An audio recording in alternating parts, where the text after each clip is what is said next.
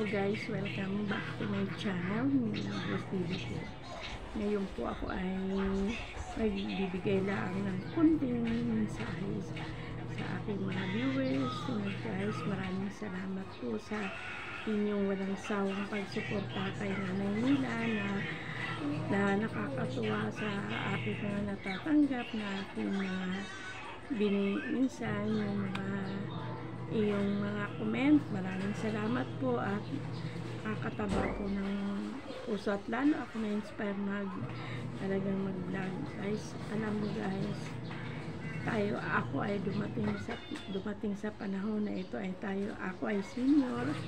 Alam mo guys, pagdating talaga ay hindi natin inaasahan minsan na tayo ay magkakaroon ng mga problema, lalo na sa aking mga apo na hindi naman natin dapat ito ay tungkunin, pero nakapatong po ito sa atin, kaya kailangan natin ay gampanan na lang kasi hindi naman pwede sila na itaboy din. Kaya ako ay nagpapasalamat din minsan doon sa mga taong nagmamahal sa akin at nagmamalasakit, lalo na sa aking mga viewers. Alam niyo yan, nakikita niyo yan guys. Wala na yung laman kasi syempre mga apo, 3 apo po ang aking nasa akin. Ang isa ay walang magulang. Sino po ang kanilang sasandalan kundi ako? Kaya po ako, kahit po ako ay may edad na, gumagawa po ako ng paraan para sila po ay mapaaral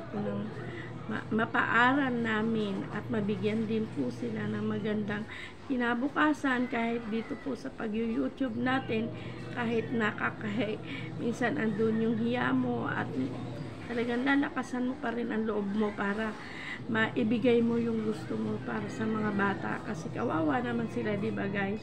Napakahirap po na ang isang lola na ang alam mo magi-enjoy ka pero hindi, kasi i-enjoy mo pala dito sa mga apo mo at ikaw pa rin ang lahat ang gagawa ng paraan ang lahat ng kailangan nila sa pag-aaral nila, kasi hindi pwedeng na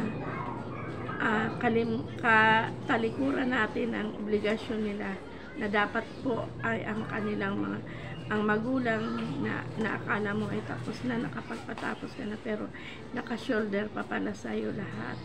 Kaya nagpapasalamat ako doon sa maraming nagmamahal sa akin sa YouTube ko. Maraming salamat. Alam niyo po kung saan po yan mapupunta. Doon po yan sa 3 bata na nag-aaral.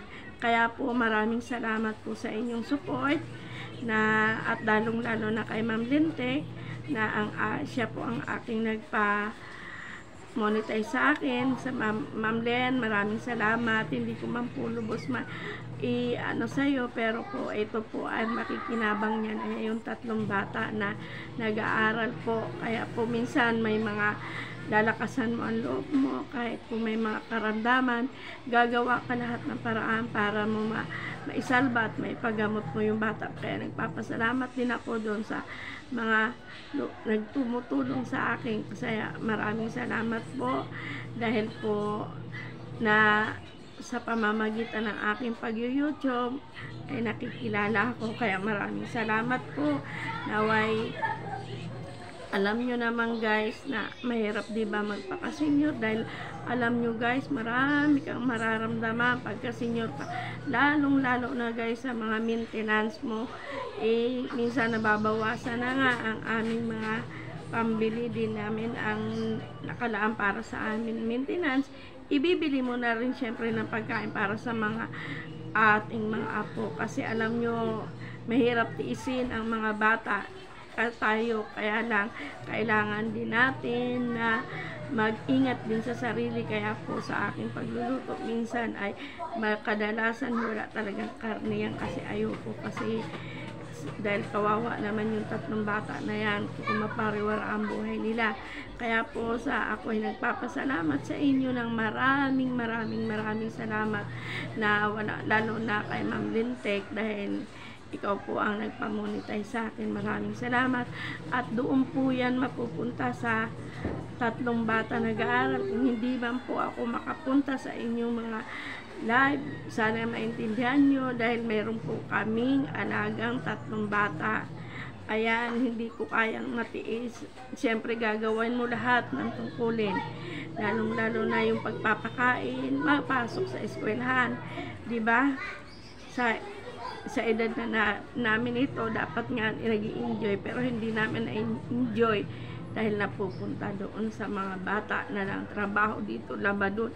Kaya po kami napakahirap po na minsan ang magiging katayuan ng isang lola. Kaya sana po maintindihan nyo na bakit minsan hindi ako nakakapunta, kasi alam niyo naman guys, sa 3 bata, lalong-lalo na po pag may nararamdaman, matataranta ka, lalo na sa financial na wala ka may kakapalan mo talaga mukha mo para lang maipalbo mo at maipagamot mo yung bata. Kaya salamat guys doon sa aking mga minsan nagbigay sa akin ng pang-maintenance na nagpadala, at doon po guys doon sa tumulong sa aking apo na pinadalan ako guys ng pampagamot. Kaya maraming salamat po sa yung binigay na pinadala sa akin. Kaya ganun po ang hirap po ng isang lola na ikaw pa po ang magpo-provide ng lahat, 'di ba? Kakapala mo, wala naman kaming guys, senior kami.